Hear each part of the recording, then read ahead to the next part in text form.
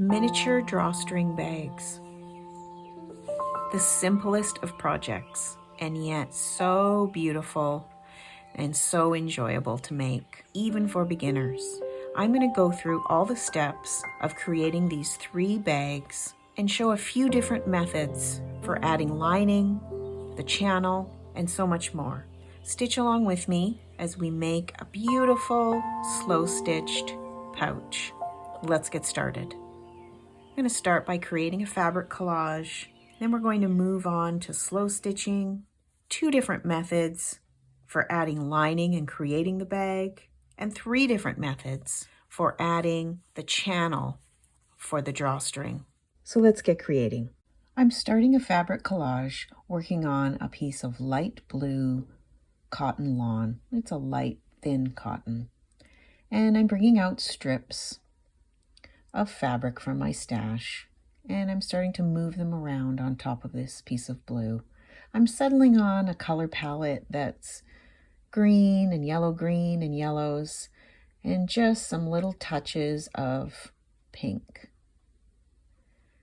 I'm moving around pieces and clipping them and finding places where they fit.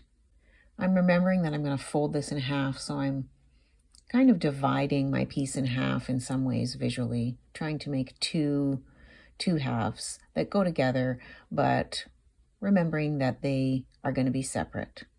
Now I'm bringing out my applique pins and I'm pinning all the pieces in place. I really like working on felt. This isn't a necessary step. I could just stitch these pieces of fabric onto the blue fabric, but I like working with the softness of felt underneath. It's my favorite way to stitch. So I add that to the back of my piece.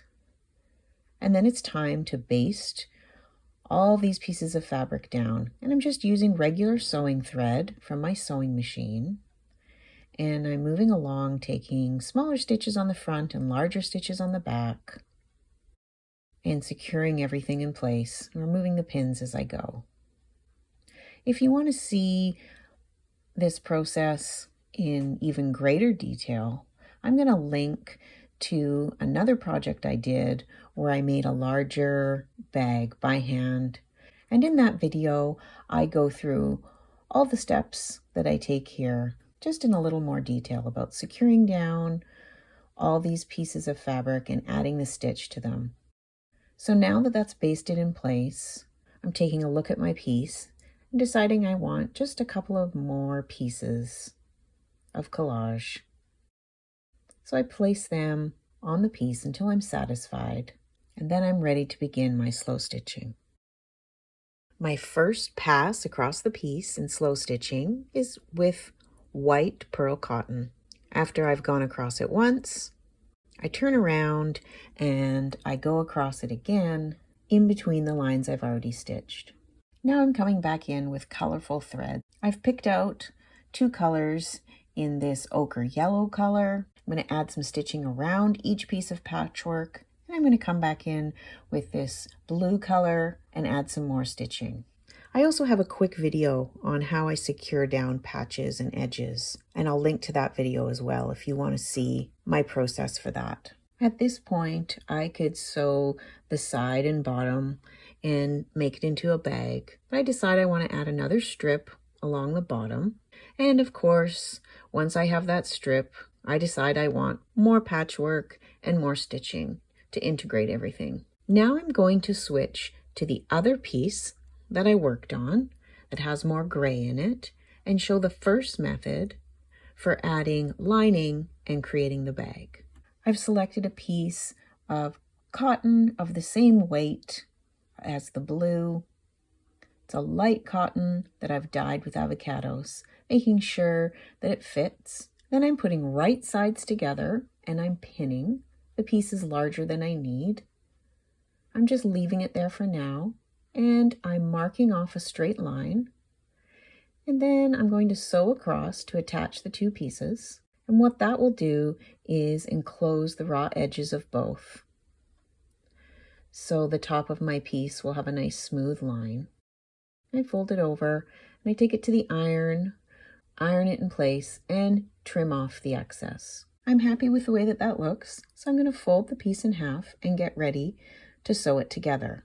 In this method, I'm leaving my edges raw, and I'm sewing this side and bottom together.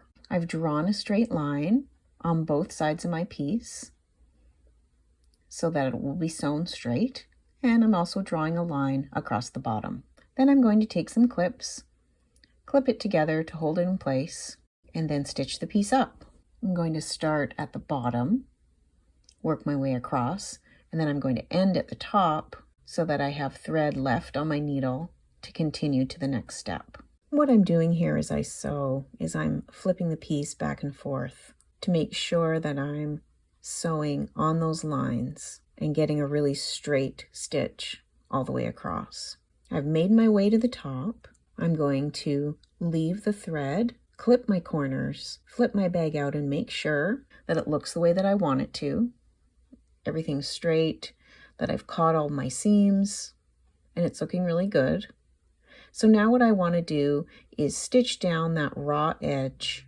So I flip it back inside out, and I'm going to take that thread that I have left and work my way back down, stitching down the raw edges of that seam that I just made.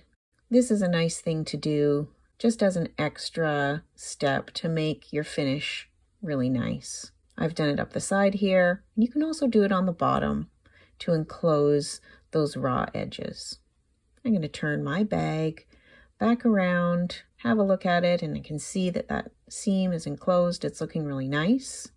So I'm ready to move on to my second method. I'm going to show my third piece that has the coral in it and a new way of adding lining, basting the top to set myself up to be able to add my channel at the top. So this coral colored lining is sewn at the top with basting stitches. And now I want to make enclosed edges, not raw edges. So I'm folding up the bottom, ironing it in place. And I'm going to do the same at the sides. Then I stitch it in place. So now I have no raw edges in my piece. And the top, as I mentioned, is all ready for my next step once I've sewn it together. So I'm folding my piece in half and making sure that it lines up well for my stitching. And I know some of that coral color may come through, especially on the bottom, and that's okay, because I really like the match of that color with my collage. So now it's time to fold it right sides together and stitch it up just the way I did before, except for this time, there's no raw edges. So I'm going to clip it in place and I'm going to stitch it across the bottom and over to the top. This time I won't clip my corners. I'll just flip it right side out, and I've set myself up for enclosing my channel. So this next step, I'm going to put in the drawstring channel, and there's not going to be any raw edges in this method. I've got a piece of fabric, I folded in the edges, and this other piece is a little thinner, so I've added a little bit of interfacing just to make it sturdier. So my next step is to remove those basting stitches. So I'm going in with the back side of a needle, not the sharp end, the dull end, and I'm pulling out all of those stitches, and that's going to open up the space in between the outside of my bag and the lining, so I can slip those little pieces in and stitch them in. And the reason I wanted to do that on this piece is because I didn't want to cover up any of the collage. I have a piece on this side with the striped blue that I've stitched a little patch right near the top. And so I thought in this case, I didn't want to cover that up. So I wanted to do this method of encasing the pieces. And now that they're attached, I'm looking at them, and there's a lot of stitching near the top on the one side, and it looks quite good. But on the side with the little fish, I feel like it needs some stitching. So I'm going back across and adding a line of stitching. And now it's complete, and I'm really happy with the way that it looks. Now here's a slightly different method of attaching the channel where there's raw edges on the inside, but not on the outside. So now I'm stitching down the edges of my channel. I'm folding them in half, giving them an iron. And with this method, I could just put them on like this and have raw edges on both sides. But I decide I want to have that edge cleaner. So I'm stitching the one side down and then I'm flipping it over and I'm going to stitch on the inside. So those edges are raw. So I'm going to make sure that I take lots of stitches all the way along. And it also is a nice decorative element too. You can even use a contrasting color. So here is the inside. You can see how nice that looks with those stitches across. So I'm going to do the same thing on the other side to attach that piece. So here we are done with this piece. All my pieces now are ready for drawstrings. You can use whatever rope or string you have. I'm using t-shirt yarn. Just make that by cutting about a 1-inch strip and stretching it. You have to have enough length to go all the way around your piece. And you need 2 of those pieces. So here I take my first piece. I'm adding a safety pin to the end and I'm inserting it in the one channel, going all the way through, bringing it out and going through the other side. So there's my first piece. I'm going to tie a knot at the end of those pieces and tighten it up. And then I'm going to do the same thing on the other side, threading it through all the way around. And then I tie a knot in that end, and I can pull the strings and my drawstring bag closes. At this point, I can trim off the edges where I tied my string. I could also adjust the length, tie new knots, and shorten them if I want to. Here's the bag that was created from the collage at the very beginning. This time I'm going to add my channels with raw edges on both sides, and I'm adding t-shirt yarn for strings in bright blue. Now all 3 pouches are complete. Here are all 3 pieces. I'm so happy with the way they turned out. Such a simple project, a drawstring bag.